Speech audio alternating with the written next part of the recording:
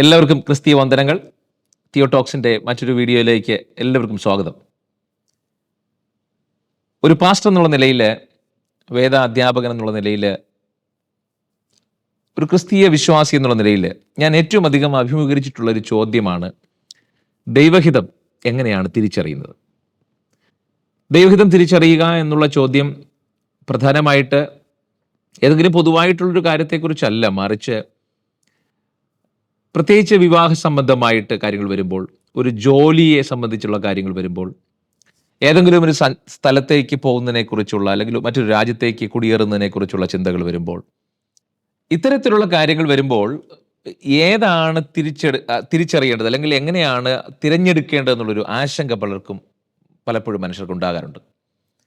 അവിടെ ദൈവഹിതം എന്താണെന്ന് തിരിച്ചറിയാൻ ആഗ്രഹിക്കുന്നു. എങ്ങനെയാണ് ഇത്തരത്തിലുള്ള സന്ദർഭങ്ങളിൽ നാം ദൈവഹിതം തിരിച്ചറിയുക എന്നുള്ളതാണ് നാം ചിന്തിക്കുവാനായിട്ട് പോകുന്നത്. രണ്ട് കാര്യങ്ങൾ പ്രാരംഭമായിട്ട് പറയാൻ ആഗ്രഹിക്കുന്നു. ഒന്ന്, ദൈവം മനുഷ്യനെ സൃഷ്ടിച്ചത് മനുഷ്യനൊരു പൂർണ്ണ സ്വാതന്ത്ര്യമുള്ള വ്യക്തിയായിട്ടാണ്. മനുഷ്യന് സ്വതന്ത്ര ചിന്തയോടുകൂടിയാണ് ദൈവം സൃഷ്ടിച്ചത്. മറുവശത്ത് ദൈവം സർവാധികാരിയാണ്. God sovereignty and human freedom, ഇത് രണ്ടും ഒരുപോലെ ഈ ഭൂമിയിൽ നിലകൊള്ളുന്നുണ്ട്. എങ്ങനെയാണ് സർവാധികാരിയായ ദൈവത്തിന് പരമാധികാരമുള്ളിടത്ത് മനുഷ്യൻ സ്വതന്ത്ര ജീവിയായിട്ട് സ്വതന്ത്ര ചിന്തയോടുകൂടി ജീവിക്കുന്നു എന്നുള്ളത് ഒരു മിസ്റ്ററിയാണ്, ഒരു മർമ്മമാണ്. നമുക്കത് മനസ്സിലാക്കുന്നതിനപ്പുറമാണ്.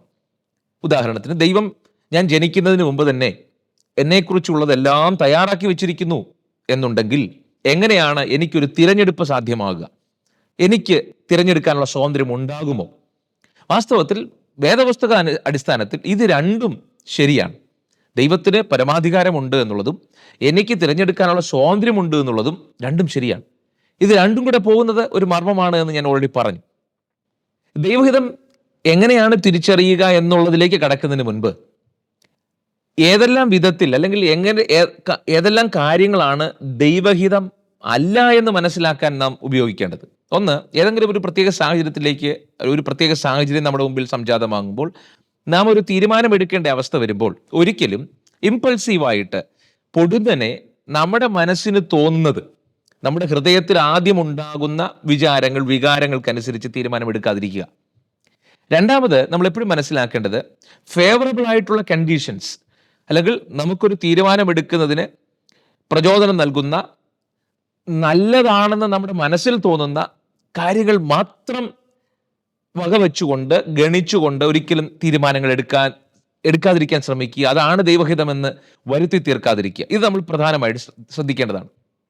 ഇനി വേദപുസ്തകത്തിന്റെ അടിസ്ഥാനത്തിൽ ഏതെല്ലാം വിധത്തിൽ നമുക്ക് ദൈവത്തിന്റെ ഹിതം തിരിച്ചറിയാം? ഒന്നാമതായി, കർത്താവ് നമ്മോട് പറയുന്നത്, അല്ലെങ്കിൽ യാക്കോബിന്റെ പുസ്തകത്തിൽ നമ്മൾ വായിക്കുന്നത്, നിങ്ങൾ ഒരുവന് ജ്ഞാനം കുറവാകുന്നുവെങ്കിൽ സകലർക്കും ഔദാര്യമായി കൊടുക്കുന്ന കർത്താവിനോട് ചോദിച്ചു കൊള്ളട്ടെ എന്നാണ്. ഏതെങ്കിലും ഒരു അവസ്ഥ അല്ലെങ്കിൽ തീരുമാനങ്ങൾ എടുക്കേണ്ട, ദൈവഹിതം ഏതാണെന്ന് അറിഞ്ഞ് തീരുമാനമെടുക്കേണ്ട ഒരവസ്ഥ ഉണ്ടാകുമ്പോൾ ദൈവിക ജ്ഞാനത്തിന് വേണ്ടി നമുക്ക് പ്രാർത്ഥിക്കാം. കർത്താവ് ജ്ഞാനം നൽകുന്ന ദൈവമാണ്. കൃത്യമായ തീരുമാനങ്ങൾ എടുക്കാൻ, ദൈവഹിതപ്രകാരമുള്ള തീരുമാനങ്ങൾ എടുക്കാൻ കർത്താവ് നമുക്ക് ജ്ഞാനം നൽകും.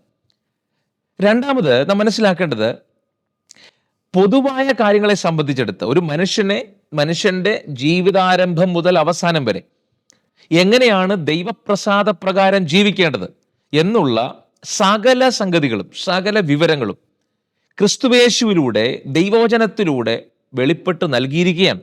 അപ്പോൾ ഒരു മനുഷ്യൻ ജനിക്കുമ്പോൾ മുതൽ മരിക്കുന്നത് വരെ ക്രിസ്തീയ ജീവിതം നയിക്കാൻ അവൻ എടുക്കേണ്ട തീരുമാനങ്ങൾ ഏതൊക്കെയാണെന്നും എങ്ങനെയൊക്കെ ആയിരിക്കണമെന്നുള്ളതിൻ്റെ ഒരു വെളിപ്പാട് നമുക്ക് ആദ്യമേ ലഭിച്ചു കഴിഞ്ഞു. ഓൾറെഡി അത് ലഭിച്ചു കഴിഞ്ഞിരിക്കുകയാണ് തിരുവചനത്തിന്റെ അടിസ്ഥാനത്തിൽ. അപ്പോൾ ദൈവവചനം കൃത്യമായി വായിക്കുകയും പഠിക്കുകയും ധ്യാനിക്കുകയും ചെയ്യുന്ന ഒരാൾക്ക് ആ ദൈവവചനത്തിന്റെ പ്രകാശന പ്രകാരം തീരുമാനങ്ങൾ എടുക്കാൻ, ദൈവഹിതം തിരിച്ചറിയാൻ അല്ലെങ്കിൽ അങ്ങനെ ഒരു കഴിവ് സിദ്ധിക്കുകയാണ് എന്ന് നമുക്ക് മനസ്സിലാക്കാനായിട്ട് കഴിയും. മൂന്നാമത്, നമ്മൾ മനസ്സിലാക്കേണ്ട മറ്റൊരു പ്രധാനപ്പെട്ട കാര്യം വൈസ് കൗൺസിലാണ്. ദൈവഹിതം തിരിച്ചറിയുന്നതിന് നമുക്ക് ഏതെങ്കിലും ആശങ്കകൾ ഉണ്ടാകുന്നുവെങ്കിൽ തീർച്ചയായും കർത്താവിൽ അല്ലെങ്കിൽ ക്രിസ്തുയേശുവിൽ പക്വത വന്ന, വിശ്വാസ ജീവിതത്തിൽ പക്വത വന്ന, ദൈവഹിതപ്രകാരം ജീവിക്കുന്ന, നമുക്ക് ചുറ്റുപാടും ഒരുപാട് പേര് അല്ലെങ്കിൽ നമുക്ക് മെന്റോറിങ് അല്ലെങ്കിൽ നമ്മെ മെന്റേഴ്സ് ആയിട്ട് നമുക്ക് കണക്കാക്കാനായിട്ട് കഴിയും. വൈസ് കൗൺസിൽ, മുതിർന്നവരോടും ക്രിസ്തുവിൽ പക്വത വന്നവരോടും തീർച്ചയായിട്ടും നമ്മുടെ വിഷയങ്ങൾ ഷെയർ ചെയ്യുന്നത്, അത് ഷെയർ ചെയ്യാൻ കഴിയുമെങ്കിൽ അവരോട് തീരുമാനങ്ങളെക്കുറിച്ച്, എടുക്കേണ്ട തീരുമാനങ്ങളെക്കുറിച്ച് ആരായുന്നത് അല്ലെങ്കിൽ അവരുടെ സഹായം തേടുന്നത് തീർച്ചയായിട്ടും ദൈവഹിതം തിരിച്ചറിയുന്നതിന് ഒരു പരിധിവരെ നമ്മെ സഹായിക്കും. ഇനി ഈ പറയുന്ന കാര്യങ്ങളൊന്നും തന്നെ നമുക്ക് ദൈവഹിതം തിരിച്ചറിയുന്നതിന് സഹായമാകുന്നില്ല എങ്കിൽ മറ്റൊരു പ്രധാനപ്പെട്ട കാര്യം നമ്മൾ മനസ്സിലാക്കേണ്ടതുണ്ട്. ചില സന്ദർഭങ്ങളിൽ ദൈവഹിതം ഇത്തരത്തിൽ എക്സ്പ്ലിസിറ്റ് ആയിട്ട് അല്ലെങ്കിൽ വളരെ കൃത്യമായ നിലയിൽ എഴുതി കാണിക്കുന്ന വിധത്തിൽ, കാതിൽ കേൾക്കുന്ന വിധത്തിൽ ചിലപ്പോൾ നമുക്ക് തിരിച്ചറിഞ്ഞില്ല എന്ന് വരും. അങ്ങനെയുള്ള സന്ദർഭങ്ങൾ എങ്ങനെയാണ് ഒരു തീരുമാനമെടുക്കുക? ഭയപ്പെടേണ്ട കാര്യമില്ല. അവിടെ നമ്മൾ ചിന്തിക്കേണ്ട ഒന്ന് രണ്ട് ക്രൈറ്റീരിയ, ഒന്ന് രണ്ട് ഘടകങ്ങളുണ്ട്. അത് നമ്മൾ മനസ്സിലാക്കുക. ഒന്നാമതായി, ഞാൻ എടുക്കുവാൻ പോകുന്ന തീരുമാനം അത് ദൈവനാമ മഹത്വത്തിന് കാരണമായി തീരുമോ എന്നുള്ളത് നമ്മൾ പരിശോധിക്കുക. ഞാൻ എടുക്കുന്നൊരു തീരുമാനം, ഞാൻ ഇന്ന രാജ്യത്തേക്ക് പോകുന്നത്, ഇന്നയാളെ വിവാഹം കഴിക്കുന്നത്, ഇന്ന ജോലി തിരഞ്ഞെടുക്കുന്നത്, ദൈവശബ്ദമൊന്നും കേട്ടില്ല, കൃത്യമായി കാതിൽ ഒന്നും കൃത്യമായി മുഴങ്ങുകയോ ദർശനത്തിലൊന്നും കാണുകയോ അല്ലെങ്കിൽ ഒരു വൈസ് കൗൺസിലൂടെ ലഭിക്കുകയോ ഒന്നും ചെയ്തില്ല എങ്കിൽ തീർച്ചയായിട്ടും നമ്മൾ ചോദിക്കേണ്ട ചോദ്യം, കർത്താവേ, ഞാൻ ഈ തീരുമാനം എടുക്കുന്നതിലൂടെ അങ്ങയുടെ നാമമഹത്വം എടുക്കുവാൻ കാരണമായി തീരുമോ? എങ്ങനെയാണ് ദൈവനാമ മഹത്വം എടുക്കുക എന്ന് പറയുമ്പോൾ എന്താണ് അതുകൊണ്ട് അർത്ഥമാക്കുന്നത് രണ്ട് പ്രധാനപ്പെട്ട കാര്യങ്ങളുണ്ട്. ഒന്ന്, ഞാൻ ഈ തീരുമാനം എടുക്കുന്നതിലൂടെ എനിക്ക് സുഖമുണ്ടാകുമോ, എനിക്ക് കംഫർട്ടബിൾ ആയിട്ടുള്ള ഒരു ജീവിതം ഉണ്ടാകുമോ എന്നതിനേക്കാൾ ഉപരി, ഞാൻ ഈ തീരുമാനം എടുക്കുന്നതിലൂടെ ദൈവരാജ്യത്തിന് പുരോഗതി ഉണ്ടാകുമോ? കുറച്ചുകൂടെ കൃത്യമായി പറഞ്ഞാൽ, മറ്റുള്ളവർക്ക് എൻ്റെ തീരുമാനത്തിലൂടെ ക്രിസ്തുവിലേക്ക് അടുപ്പിക്കാൻ, മറ്റുള്ളവരിലേക്ക് ദൈവസ്നേഹത്തെ കൊണ്ടുചെല്ലാൻ, മറ്റുള്ളവരുടെ ആത്മീക വർധനവിന് ഉതകുന്നത് എന്തെങ്കിലും ഈ തീരുമാനത്തിനകത്തുണ്ടോ? രണ്ടാമത്, ഞാൻ ഈ തീരുമാനം എടുക്കുന്നതിലൂടെ എൻ്റെ ആത്മീക ജീവിതത്തിലെ ഏതെങ്കിലും വിഘ്നം വരാൻ, തടസ്സം വരാൻ സാധ്യതയുണ്ടോ? അല്ലെങ്കിൽ എനിക്ക് ഒന്നുകൂടെ ക്രിസ്തുതുല്യനായി ജീവിക്കാൻ, ക്രിസ്തുതുല്യനായി വളരാൻ, ആത്മീകതയിൽ വളരാൻ ഈ തീരുമാനം സഹായമാകുമോ? ഈ ചോദ്യങ്ങൾ നമ്മൾ ചോദിക്കുക. ഈ ചോദ്യങ്ങൾക്കുള്ള ഉത്തരം അതെ എന്നാണെങ്കിൽ തീർച്ചയായിട്ടും ആ തീരുമാനം നമുക്ക് എടുക്കാം. കാരണം ആശങ്ക വേണ്ട.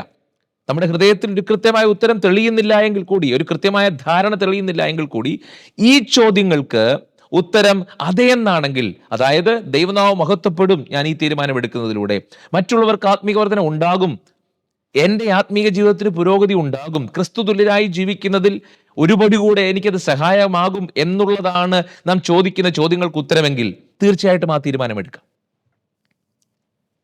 ഇനി ചില സന്ദർഭങ്ങളിൽ ചിലർ ചോദിക്കാനുള്ളൊരു കാര്യമുണ്ട്, ഞാൻ എടുത്തൊരു തീരുമാനം ദൈവഹിത പ്രകാരം ആയിരുന്നില്ല, അതെനിക്ക് പിന്നീട് മനസ്സിലായി, ഞാൻ ഇനി എന്താണ് ചെയ്യേണ്ടത്? ദൈവം എന്നെ ഉപേക്ഷിക്കുമോ? തീർച്ചയായിട്ടും ഇല്ല. കാരണം നാം എടുക്കുന്ന ചില തീരുമാനങ്ങൾ ദൈവഹിതത്തിന്, ദൈവേഷ്ടത്തിന് വിരോധമായിട്ടാണെങ്കിൽ എപ്പോഴാണോ നാം അത് മനസ്സിലാക്കുന്നത്, ആ മനസ്സിലാക്കുന്ന സന്ദർഭത്തിൽ അത് കർത്താവിലേക്ക് വീണ്ടും കൊണ്ടുവരിക എന്നുള്ളതാണ്. ദൈവത്തിന് നമ്മെ തന്നെ സമർപ്പിക്കുക. കർത്താവിനോട് പറയാം, കർത്താവേ, ഞങ്ങൾ എടുത്ത തീരുമാനം തെറ്റിപ്പോയി, അങ്ങയുടെ ഹിതത്തിനനുസരിച്ച് ആയിരുന്നില്ല, അങ്ങയുടെ ഇഷ്ടത്തിന് വിരോധമായിട്ടാണ് തീരുമാനം എടുത്തിരുന്നത്. അതുകൊണ്ട് തന്നെ കർത്താവെ, എന്നെ ഹെൽപ്പ് ചെയ്യണം, എന്നെ സഹായിക്കണം എന്ന് പറഞ്ഞാൽ തീർച്ചയായിട്ടും ആ അപകടം പിടിച്ച, ആ ദുർഘടം പിടിച്ച ആ പാതയിൽ ദൈവത്തിന്റെ സാന്നിധ്യവും ദൈവത്തിന്റെ സ്നേഹവും ഇറങ്ങി വരും. ആ ദുർഘടം പിടിച്ച പാതയെ സ്ട്രെയിറ്റ് ആക്കാൻ, നേരെയാക്കാൻ, തിരിച്ച് നമ്മെ ദൈവഹിതത്തിലേക്കും ദൈവേഷ്ടത്തിലേക്കും തിരിച്ചു കൊണ്ടുവരാൻ കർത്താവിന് കഴിയുമെന്നുള്ളതാണ്. നമുക്കറിയാം, പൗലൂസും കൂട്ടരും റോമിലേക്കുള്ള കപ്പൽ യാത്ര.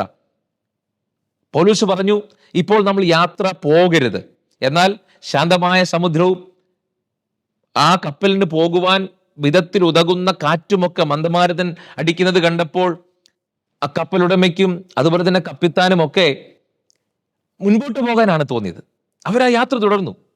പൗലൂസിന്റെ വാക്കുകൾക്ക് അവർ ചെവി കൊടുത്തില്ല. എന്നാൽ നമ്മൾ പിന്നീട് കാണുന്നത്, പൗലൂസ് അവിടെ അല്ലെങ്കിൽ അവരെ അപകടത്തിൽ എത്തിച്ചേർന്ന അപകടത്തിൽപ്പെട്ട മനുഷ്യരെ പൗലൂസിലൂടെ കർത്താവ് വീണ്ടും തിരിച്ചു പിടിക്കുകയാണ്. അവര് എടുത്ത തീരുമാനം ദൈവഹിതത്തിനനുസരിച്ച് ആയിരുന്നില്ലെങ്കിൽ കൂടി അവരെ കർത്താവിലേക്ക് മടക്കി കൊണ്ടുവരിക, അല്ലെങ്കിൽ ദൈവസ്നേഹത്തിലൂടെ അവരെ ചേർത്ത് പിടിക്കുക, അവരെ നാശത്തിൽ നിന്ന് കർത്താവ് രക്ഷിക്കുന്ന ഒരു കാഴ്ച നമുക്ക് കാണാനായിട്ട് കഴിയുന്നുണ്ട്.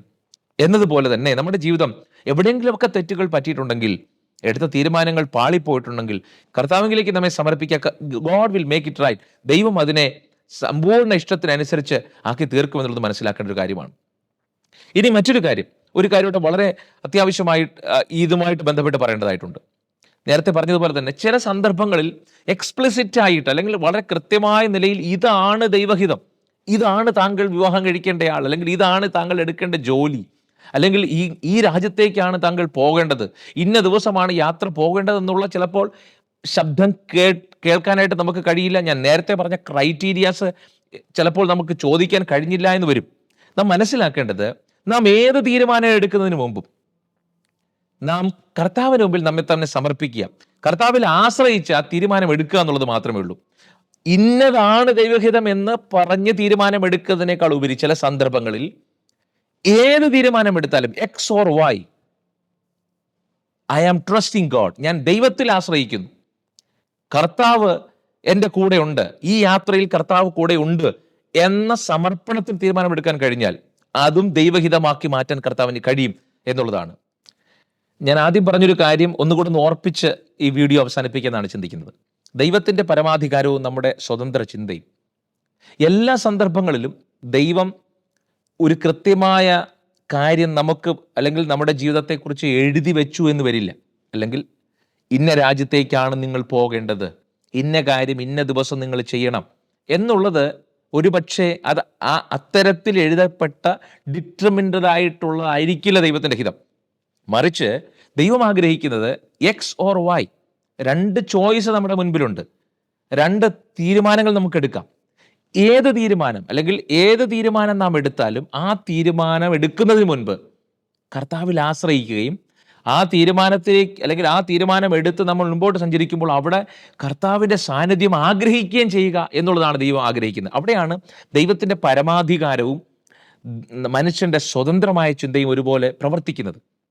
അപ്പോൾ നാം പറഞ്ഞു വന്നത്, ദൈവഹിതം തിരിച്ചറിയുന്നത് ദൈവവചനം വായിക്കുന്നതിലൂടെ, പ്രാർത്ഥനയിൽ ദൈവ ജ്ഞാനം അന്വേഷിക്കുന്നതിലൂടെ, മറ്റുള്ളവരുടെ ഉപദേശം തേടുന്നതിലൂടെയൊക്കെ നമുക്ക് സാധ്യമാണ്. അല്ല എങ്കിൽ ചില ചോദ്യങ്ങൾ ചോദിക്കുന്നതിലൂടെ നമുക്ക് ആ ദൈവഹിതം തിരിച്ചറിയാനായിട്ട് കഴിയും. ഇതൊന്നും കഴിയുന്നില്ല എങ്കിലാണ് നാം അവസാനം പറഞ്ഞ കാര്യം, ഏത് തീരുമാനമെടുത്താലും കർത്താവിൽ ആശ്രയിച്ച് തീരുമാനമെടുക്കാൻ കർത്താവ് നമ്മളെ സഹായിക്കും. ഇല്ല എങ്കിൽ ഒരു പക്ഷേ പലരെയും ഞാൻ കണ്ടിട്ടുണ്ട്, ഒരു തീരുമാനമെടുക്കാൻ കഴിയാതെ ഏതെങ്കിലും ഒരു പ്രവാചക ശബ്ദത്തിന് വേണ്ടി, ഏതെങ്കിലും ഒരു വെളിപ്പാടിന് പിന്നാലെ ഇങ്ങനെ അലയുകയാണ്. അവർക്കൊരു തീരുമാനത്തിലെത്താനായിട്ട് കഴിയുന്നില്ല, മുൻപോട്ട് പോകാനായിട്ട് കഴിയുന്നില്ല. അങ്ങനെ ഒരിക്കലും കുഴങ്ങുവാനോ ആശങ്ക മുഖാന്തരം നമ്മുടെ ക്രിസ്തീയ ജീവിതം തകരുവാനോ ഇടയാകരുത്. ദൈവം നമ്മെക്കുറിച്ച് ആഗ്രഹിക്കുന്നത്, ദൈവം നമുക്ക് നൽകിയിരിക്കുന്ന ജ്ഞാനം, പരിജ്ഞാനം, പരിശുദ്ധാത്മാവിൻ്റെ ഗൈഡൻസ്, മറ്റുള്ളവരുടെ സഹായം, ഇതൊക്കെ ആവശ്യമാണ്. അതുകൊണ്ട് തന്നെ അതാത് സമയങ്ങൾ തീരുമാനങ്ങൾ എടുക്കുക, ആശങ്ക കൂടാതെ എടുക്കുക, ദൈവം പറയുന്ന സമയത്ത് തന്നെ തീരുമാനം എടുത്ത് മുൻപോട്ട് പോകുക. ഒരിക്കൽ പോലും നമ്മൾ ജീവിതത്തിൽ സ്റ്റക്കായി പോകാൻ, ഒരിടത്തും നമ്മുടെ ആത്മീയ ജീവിതം മുൻപോട്ട് പോകാൻ കഴിയാതെ കുടുങ്ങിപ്പോകാതിരിക്കാൻ കർത്താവിൽ ആശ്രയിച്ച് നമുക്ക് മുന്നേറാം. ദൈവം നമ്മളെല്ലാവരെയും അനുഗ്രഹിക്കുമാറാകട്ടെ. ആമേൻ.